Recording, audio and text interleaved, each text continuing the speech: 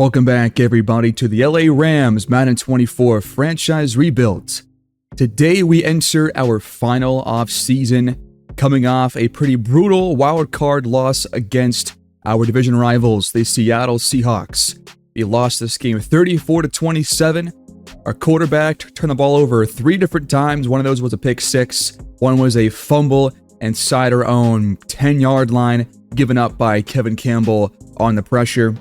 And it was just a pretty rough game overall for both sides of the ball, the offense especially. And now we have to pretty much put together one last ride, one last roster to make one last playoff push before this series fully wraps up. We already lost our backup right guard and our number 2 corner to retirement this season. And we are set to lose about 20 more players because we have negative 10 mil in terms of cap room here in the 2035 offseason. We're going to lose the entire interior of this offensive line, including Zach McCoy, Doug Carter, and we're also going to be losing our left guard, Greg Teal, all of whom are pretty old at this point, but they're all going to be leaving, and we're going to have to pretty much draft this team's replacements. But we do have a couple of draft picks because of that Quincy Basnight and Jonathan Dotson trade at the trade deadline a couple weeks earlier. We're going to take up the option here for Ben Fairdas to make him stay for a 5th-year option, but we're also going to be losing Deontay Presley, our number 3 corner, so our secondary needs to be kind of revamped. We're going to lose Sergio Webb, who was the Basnight replacement. We're going to lose Carl Graham, who's going to be replaced by last year's rookie Myles Garrett. Marcus Fulton's going to be a free agent. Derek Miller on the right end is going to be a free agent. We're going to lose some depth in terms of center and tight end and at safety. And we're just going to be probably a lot worse in terms of the overall for this team, essentially across the board. So don't expect this team to be as good as they were before these last couple of seasons. In the draft, we are going to have the 2nd overall pick, which is really going to help us out, I think. We got to really hit on that pick, though. And it's probably going to be either a pass rusher or a good offensive player, but I'm not sure the offense needs that much additions to the team except for offensive line.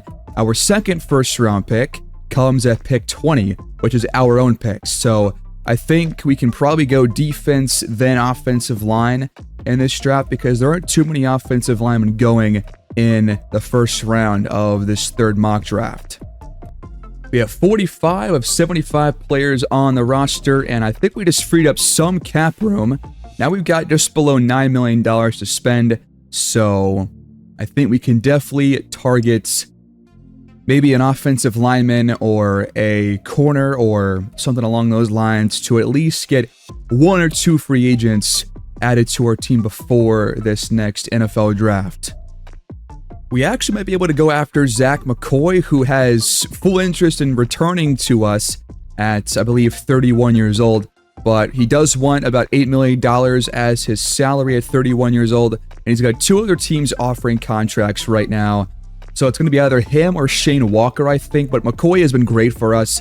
He has hardly allowed any sacks in his career. If we look at his stats, he allowed 4 this year, none last year, then 3, then 5, then 2, then 4, then 2, then 3, then 5. So he's been pretty much fantastic since his rookie season.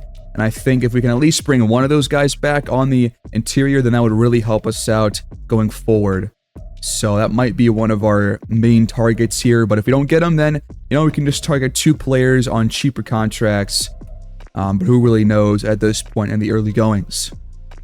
If we do offer him a contract, then it would be the top offer as of right now. We've got the Patriots and the Packers right below him. I try to lower the offer a little bit to save some cap room, but he will take up most of it. But I think it's important to get him back on this team, so he's going to be our main focus of this offseason.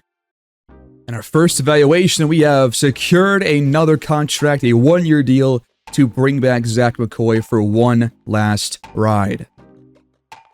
And by the way, I'm going to change Bakun's X Factor because I'm pretty sure that he literally never was in the zone. Even when he did get 10+ yard receptions, he never got in the zone for some reason.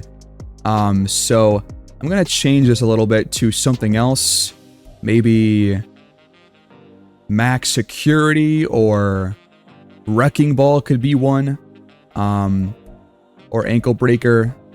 I mean, he has had plenty of big receptions, so I'm going to try this one and see if maybe he will get in the zone more this next season.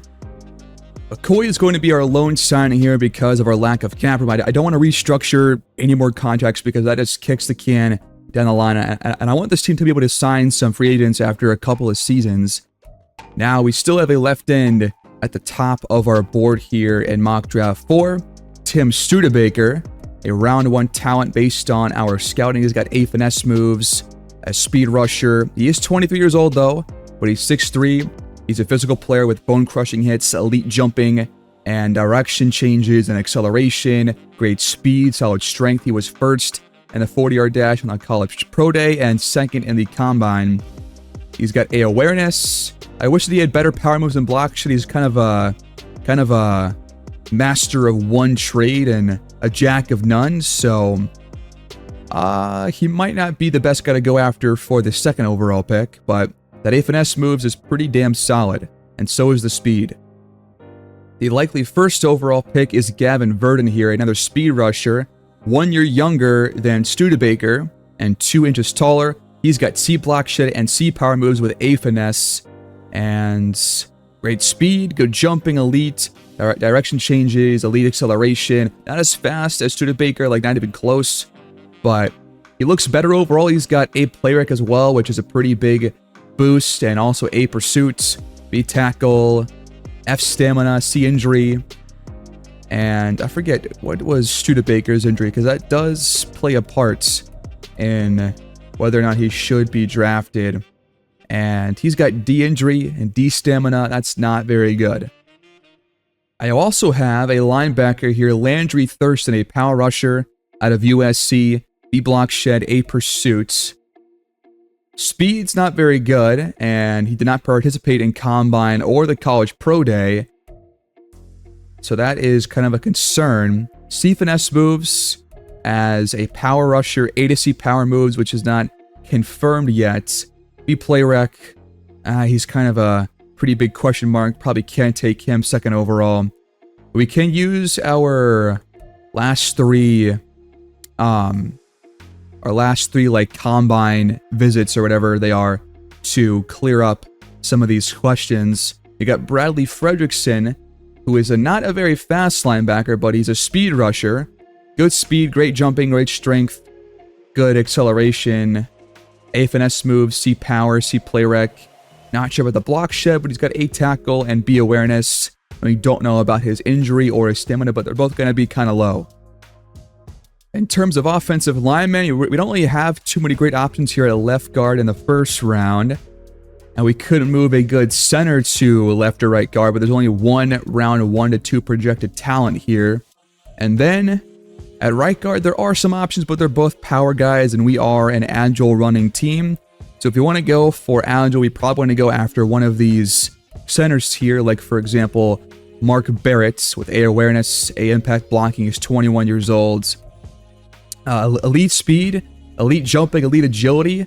I think he might be our target straight up with our 2nd first-round pick with A pass block finesse and at the lowest a C for every other rating. That is a really good starting place. I'm going to add Mark Barrett to our board for sure because I'm going to move him to probably left guard because that's probably better fit for a guy that's just going to be better overall than a right guard, and with a right-handed quarterback, he is going to be more important in terms of pass protection. There's also Joe Alexander, who we could go after as a right guard potentially. He's also 21 years old. He's got great speed, great jumping, really good at just athlete overall. He's a pretty fast guy as well. His power is not going to be as good for sure, but he will have some pretty solid run block finesse. Pass block finesse won't be as good, but you know, you can't always get a great player with a 3rd or 4th round pick. So I think I'll add him to our board as well. At left guard, you have Walt Simpson of Texas A&M. With C awareness, he was the 8th or 6th fastest left guard in terms of the combine and pro day. Pretty good profile in terms of the athleticism, run block finesse, A stamina, B run block. Injury could be kind of low. And we don't really know about his actual pass blocking skills that much. We're going to have to probably focus on him maybe for one of those combine visits. And then we got Jonathan Beckett here, a round 3 to 4 projection.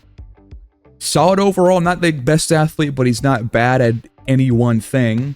But F pass block power, that is a pretty big concern. At right guard, we could go pass protector. There is Ben Duncan here, who is not supposed to go until later on. And he's got a pretty solid profile, not anything that's going to blow you out of the water, but he might have some pretty solid overall ratings. His pass block is very good across the board. A awareness, maybe he's better fit at left guard, and we can draft Mark Barrett or whoever it was to play at right guard instead for better run blocking. But his overall run blocking looks pretty good. The power won't be the best, but also pretty low injuries, so that also is a concern. But I will add him to our board. I think right now, if Verdon does not go first overall, I think Studebaker might be the guy to go after. At right ends and left, and we don't really have a speed rusher archetype that will match our scheme, but I think that regardless of scheme, he will make an impact. There is Austin Burke, who is a round 1 to 2 talent with C block shed, D finesse, B power, so nothing that's going to be too great out of the gates. He's got elite strength, good speed, good agility, good acceleration. And he looks like a pretty well-rounded player, but this won't be great at one thing. But I think he's still an option at that second overall selection. Now, we do need a linebacker as well and a safety. But at right end, we have a couple more options in terms of run stoppers, which was a pretty big concern for us in this last season. We were not very good on the ground in terms of defense. He's got poor speed, but elite strength. Poor agility is kind of a concern for a defensive end that is supposed to be a good block shedding end. But he's got A block shed, A play rec, B awareness, A pursuit, pretty good at impact blocking and tackle. But honestly, pretty solid finesse and power moves. He's kind of a all-around talent. So I definitely like Brad Larson here as a potential scheme fit at right end. We do have Brian Stewart on the roster still, but he was hurt for a couple of weeks this past season. Justin Proctor is a run stopper at 22 years old. He's got great strength, but pretty marginal speed, which is not going to be good for a guy that's going to be in pursuits a lot of the time. And he's got D finesse, speed block, shed, C power. I like him a whole lot less than Larson. At corner, the only kind of game-changing player here that's going to go in the first round is going to be Alexander Groves, a man-to-man corner with B catching, B man coverage, B press, and B zone coverage. He's just a really well-rounded player, can do everything. Great speed. He was top 3 in the Combine and Pro Day. Just a really good athlete overall. And I mean, besides the play rec, everything looks really good. He's definitely going to be in the conversation for that number 2 pick. In terms of safety, you got a lot of guys that could go in the first round, but there's really not a whole lot of like game-breaking talent here. They're all kind of guys that are good at one thing, but he kind of work in other areas like zone or man coverage. At strong safety, you do have Monty Peters here, who seems to be a pretty well-rounded prospect and is a round 1 projection. Great speed, great agility, could move him to free safety easily. We're probably going to have to draft 2 safeties because we have 0 on the roster right now at free safety. But he's got good play rec, awareness, tackle, man coverage.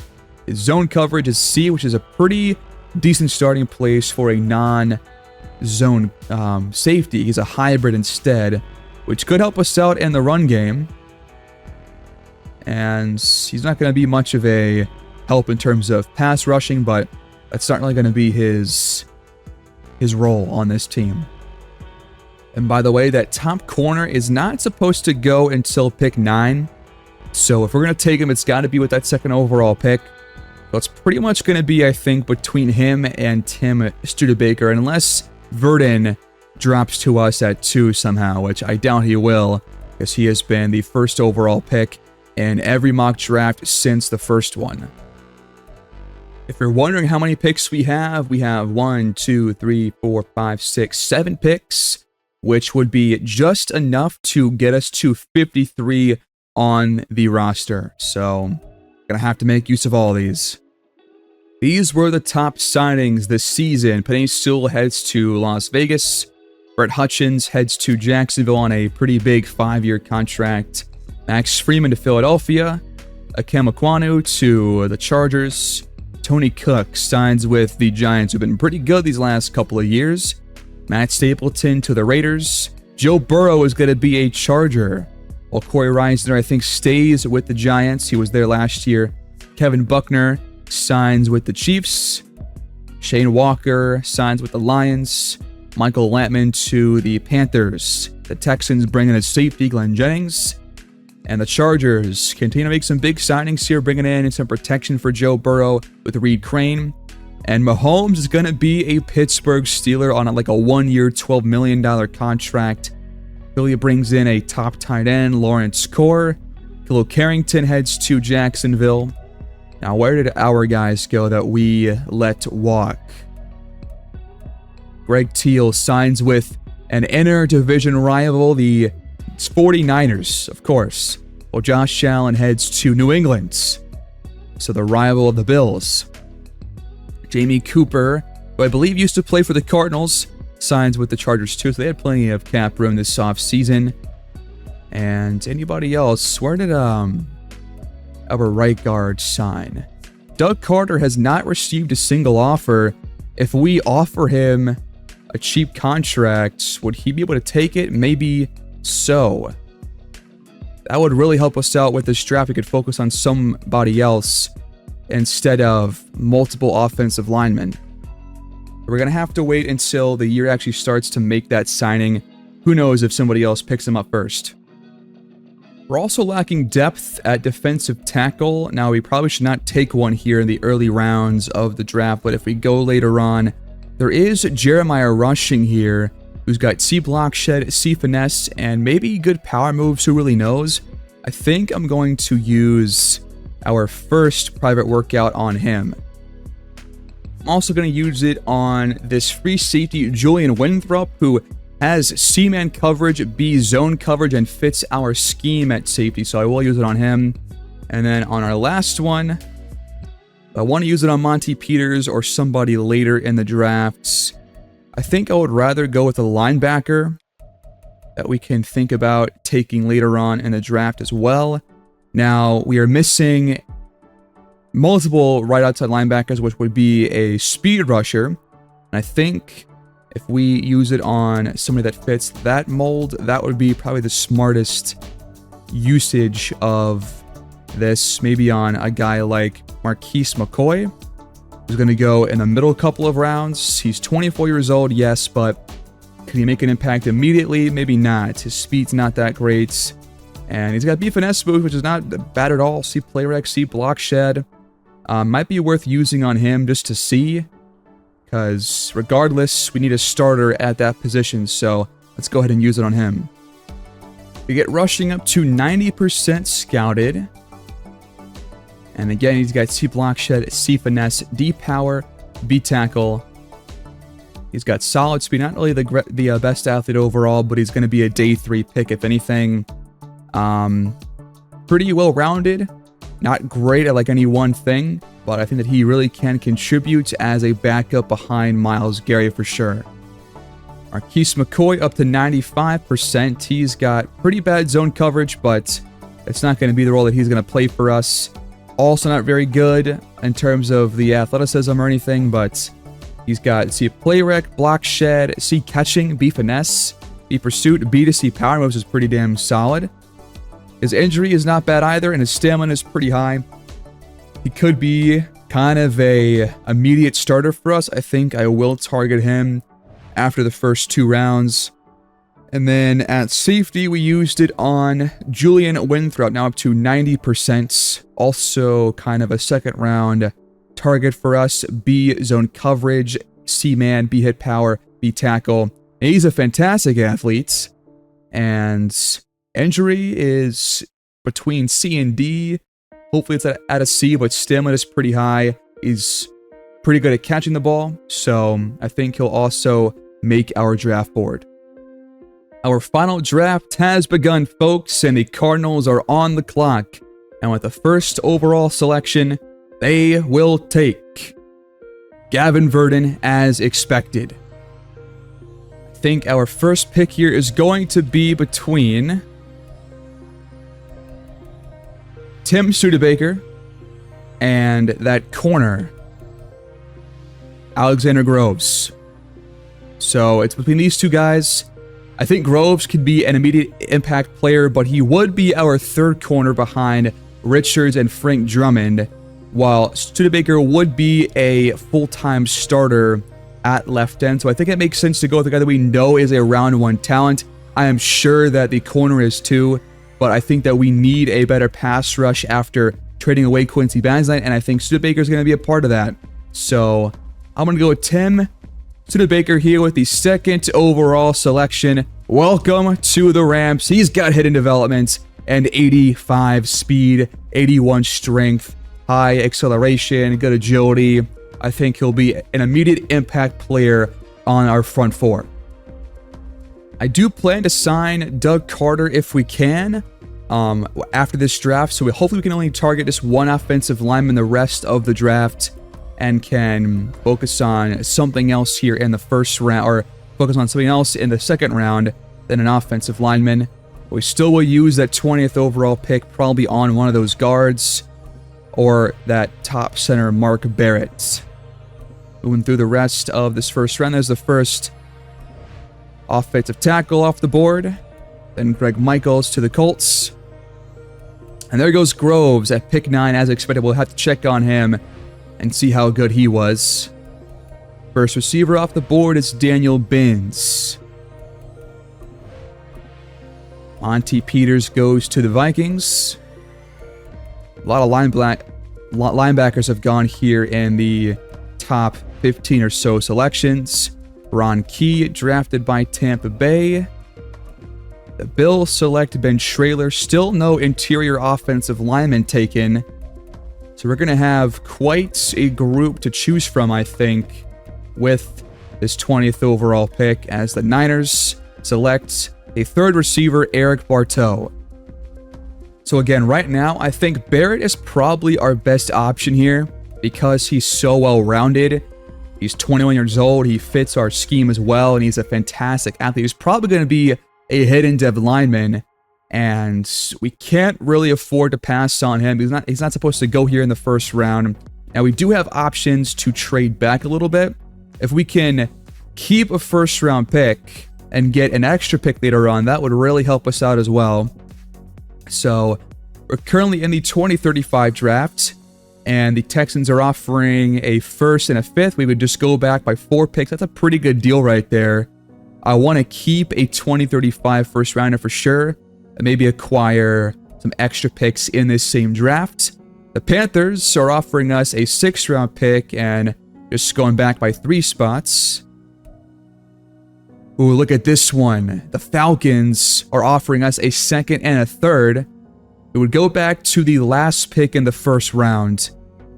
So that would kind of make things a bit more dicey for us. But we could still have plenty of options even if Barrett goes.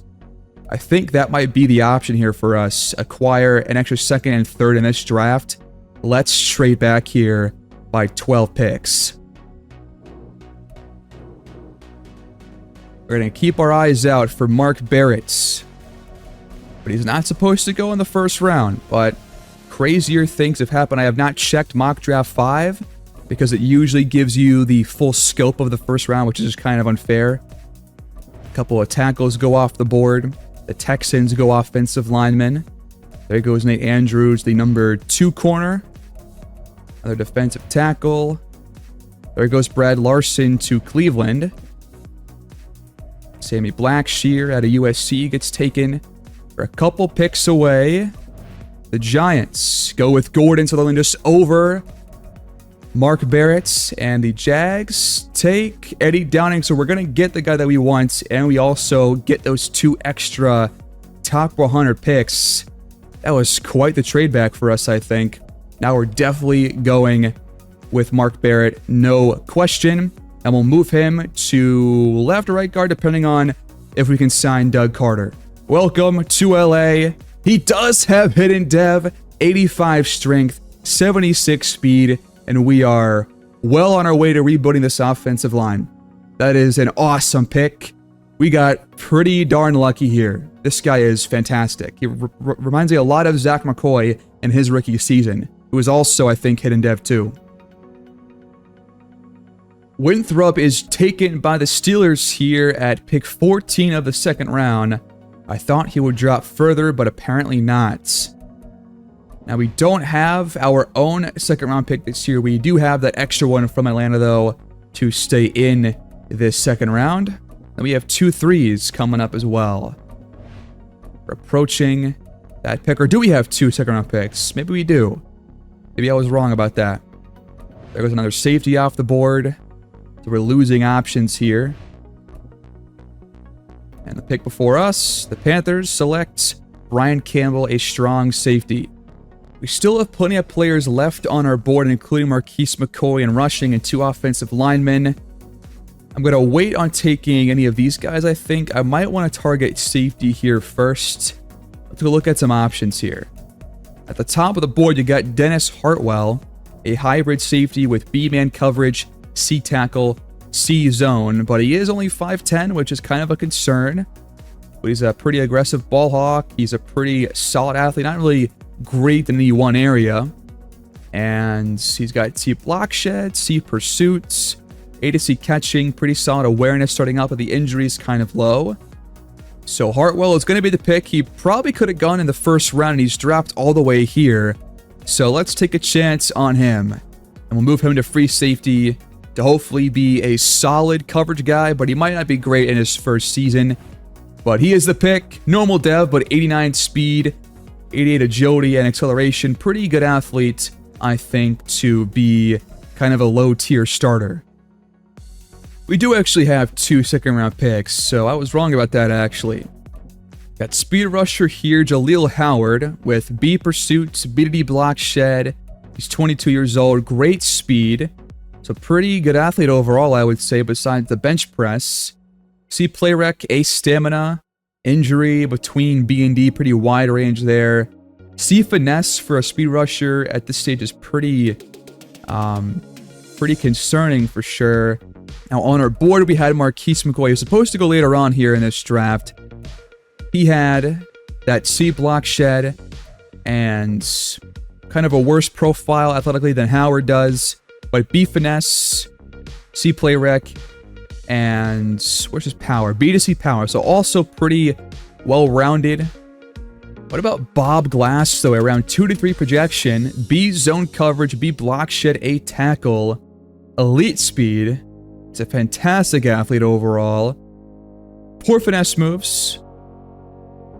Power moves probably are going to be low as well, but he does have good strength. But he's not the speed rusher archetype that would fit at right outside linebacker, but he would help us in terms of run defense. A player is really nice too. He's got solid coverage skills. I mean, he seems to be pretty good overall. This is a pretty tough pick right here. But I think I'm leaning towards Jaleel Howard, who fits the speed rusher archetype, and just kind of taking a chance to see if those skills in terms of the power moves are hopefully in a decent area. And hopefully the injury is not too bad either. I think I'll go with Howard instead because of his physical attributes. I think that he just kind of fits better at that position. So Howard is the pick. He's normal dev, but has 84 speed. We'll see about him. Hopefully he's not that low of an overall. And Bob Glass goes at the very next pick to Arizona. We'll have to check on him once this draft is over. Now we'll see if Marquise McCoy will still be available. If he is, I still might take him. And there goes Joe Alexander to the Steelers, who we did think about taking. So they took both Winthrop and Alexander. Pretty similar board as to us. Approaching our next pick, there goes Ben Duncan. We also thought about taking. We have a defensive tackle, and we have Marquise McCoy. I think I want to go after Marquise McCoy first, just to have an option to choose from between 2 rookies to start at right outside linebacker. So I think we're going to take Marquise McCoy right here in the 3rd round. And he's also got normal dev and a lower speed as well than Jalil Howard. We'll see who wins that starting job. And now with that pick in the back of the third after that Atlanta trade, Rushing is still available. I'm going to take Jeremiah Rushing first, I think. He's number 5 on the board at tackle right now, so we're going to take him. And hopefully he can just be a good depth piece behind Myles Garrett. He's also got normal dev, but 87 strength is pretty good for a young player. We're going to select Elijah Graff here, a day 3 talent who's supposed to go undrafted, but he's got B power moves, B pursuit. He fits our scheme at left end, and he seems to be pretty solid, so we're going to draft him here with this 5th round pick. Normal dev, but 87 strength, 82 speed. I think he'll be some solid depth for us on this defensive line. In round 6, we're going to take a similar player, AJ King, pretty much the exact same archetype, same skill set, same athletic profile. Everything is pretty much the exact same. So 2 more depth pieces to this defensive line, trying to make it younger and better, hopefully, for the future of this team. I do plan to do like a long-term sim after our final season, but it might take me a few days to get that final year fully recorded. We'll see how long that will take me. Hopefully, I can get it done in just a couple of days, but I think tomorrow, which is Friday, I can probably, hopefully, start my Team Builder Dynasty if it actually comes out on Friday, which they're kind of being weird about that on Twitter, so we'll see what ends up happening. With our last pick, I think I'm going to take Christopher Hurts here, who is mainly a power guy, but can at least give us some depth on this offensive line. Plus, he is the fastest right guard in the draft. He's probably not very good, but it'll be just pure depth for us. So we can at least have one right guard until we can sign Doug Carter, hopefully. And that is going to end our draft here, folks. Let's go see how we did. Oh, we have one more pick, I guess, from that Falcons trade. A 7th round pick, the last of the entire draft. Now, did we choose between guys that have fallen this far? Maybe we should take a chance on somebody like Cassidy Butler, who is at least going to have solid finesse and power moves, but D blocks it as a run stopper is pretty bad. But he seems solid athletically, and C awareness is not pretty bad, so just more depth to get 4 defensive tackles on the roster. And just go kind of mainly defense besides that center that we took. And that's pretty much it. So Cassidy Butler is your Mr. Irrelevance. In the draft recap, our first 3 picks were honestly really good. And we hit on a couple of those defensive ends that we took later on in the draft. Our last pick, not so much, but I think we did a pretty solid job. Now, taking Howard was probably a mistake at a 64 overall. But McCoy, we're going to have a pretty rough starting linebacker. But I think our defense, the rest of them like George Vance, Richards, Levy, Finch can all make up for it. But Studebaker is probably going to win the starting job. A 75 speed rusher with hidden developments. And he's got a spin move to his game. 82 finesse moves. Has no power moves, but block shed could use some work. 81 strength, 85 speed. He will definitely be starting, and just for the future for him, he will probably want to re-sign eventually, which is awesome. So we'll just check on his dev trait right now with hidden dev. Hopefully it's higher than star. And it is an X Factor. Let's go. With a 2nd overall pick, we just took an X Factor defensive end. That is huge for this defense. That was a really promising pick. How about Mark Barrett, a 76 overall? He will start immediately. That is great. 85 strength.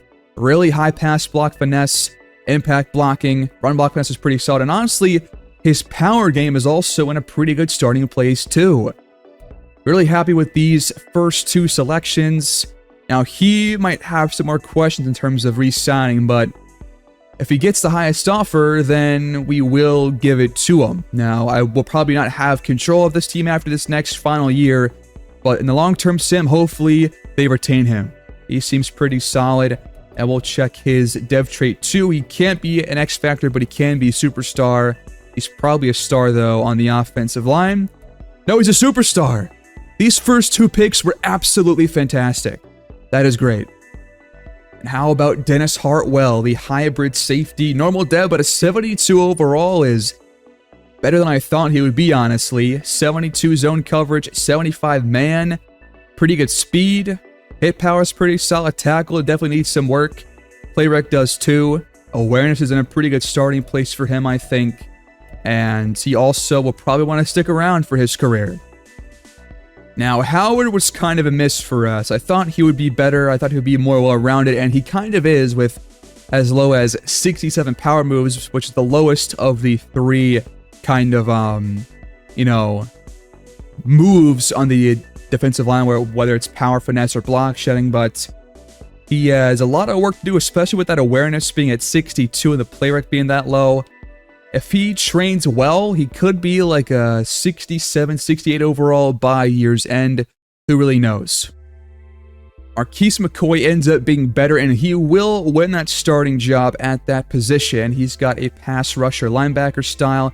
He's got swim move, strip ball, high motor. 76 finesse is pretty good. Block shed power, not too low. But the awareness, just like Howard, pretty darn low. I think awareness has a pretty big impact on overalls. So hopefully if he just works on that, he'll get a whole lot better. Will likely be like a low 70s player by his second season. And for him, he might not stay around after his rookie contract. Who really knows? Then we took Jeremiah Rushing as some defensive line depth. And he's got 87 strength, 77 tackle, but block shed, power, finesse, all lower than 70.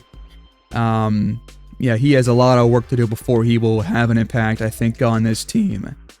But honestly, Elijah Graff was a pretty solid pick here at a 69 overall for, what was it, like a 5th round pick? 72 power moves, 82 speed, solid strength, solid agility. I think despite the 60 awareness, he will get some playing time. AJ King not too far behind at a 67 overall with 71 power moves. Same strength as Elijah Graff. Speed, I think, is lower. Awareness is definitely higher. Agility is the same. He's got a swim and spin move plus bull rush. So he has a pretty good repertoire, which is usually better than having one single move. And Christopher Hurts won't be like that bad of a backup, but his finesse is pretty low for pass blocking. In fact, his power is really not that good either. He's kind of a jack of all trades on like the low end. But if he develops, he could be a pretty well-rounded guard in like 2 or 3 years. Our final pick was Cassidy Butler, and he might not make the roster. He seems pretty bad. His highest move is power moves at 68, strength at 86, awareness at 60, only 63 speed. That's incredibly low. Yeah, he's going to be the lowest on our depth chart for sure. Overall, though, these first 3 picks, especially these first 2, were about as good as you can possibly get. That is absolutely awesome. Hopefully, Studebaker can really use that X factor as soon as possible. And Barrett will definitely start at left or right guard, depending on if we can bring in Doug Carter. We thought about drafting Groves here, and he was only a normal dev corner. Thank God I took Tim instead, because this guy, has some good skills, but normal dev is a pretty killer dev trait for a top 10 pick. Now, we did want Winthrop here, and he was a 76 overall hidden dev with just below 80 zone coverage. He would have been the perfect guy for our defense. Unfortunately, the Steelers took him earlier than I thought they would. He ends up with star dev. And Bob Glass was also very good. Man, I should have taken him instead. He's a 75 overall, 77 block shed, 86 speed, solid strength. He would have been a really good pick for us, I think, with 77 play rec and 70 awareness. We also had Joe Alexander on our draft board, and he had a 72 overall hidden dev. He was also pretty solid. Finesse, way better than power, but power not too low, honestly, for him. He's probably a star dev player with this low of an overall, if I had to guess. And that is the case. We also thought about Ben Duncan, who is a 74 overall draft pick by the Buffalo Bills. And he is also pretty good with those finesse and especially pass blocking attributes. Good awareness. Good strength, I guess. Solid overall. And his dev trait is star. The first overall pick was a 78 overall Gavin Verdon, hidden developments. He's got some really good finesse moves starting out, but not really like a great first round pick or like a great first overall pick. He's a good first round pick for sure, obviously, but not like the game breaking player. And he had a worse dev trait than Tim Studebaker, so we had probably the best player in this draft, I think, based on dev trait alone. And there was only 178 in this draft. Wow. And Barrett was one of the top guys taken. We're going to restructure the Darius Richards contract. And now we should have enough for maybe just need a bit more to bring in Doug Carter. I'll also restructure George Vance's deal one more time, and now we will have enough to bring Carter in. Doug Carter, welcome back to LA. We're going to move Mark Barrett to left guard, and we'll keep Doug Carter at right guard because Barrett just seems to be a lot more well-rounded than Carter is overall.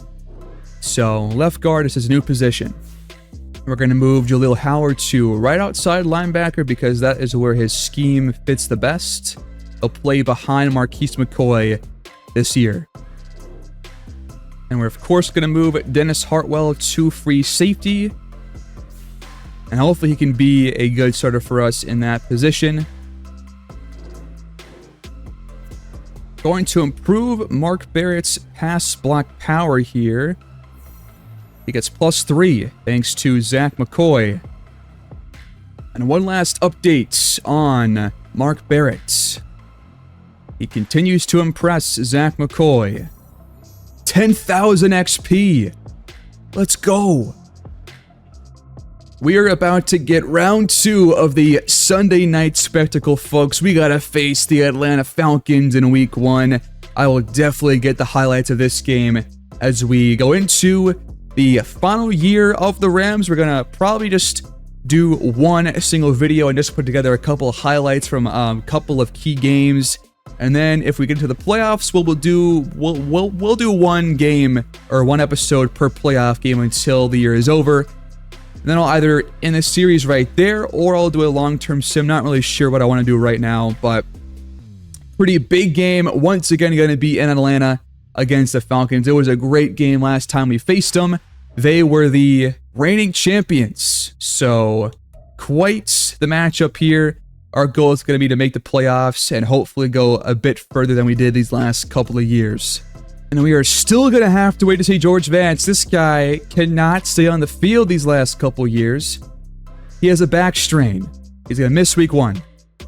We've got 2 upgrade points for Mark Barrett. I'm going to use these on power for sure to make him more well-rounded. On this one, we get pass block power and run block power, plus run block and impact block, and then one more. And we get awareness, pass block, and run block power again. Awesome. So now he's up to a 78 overall still, but now he is a lot better across the board.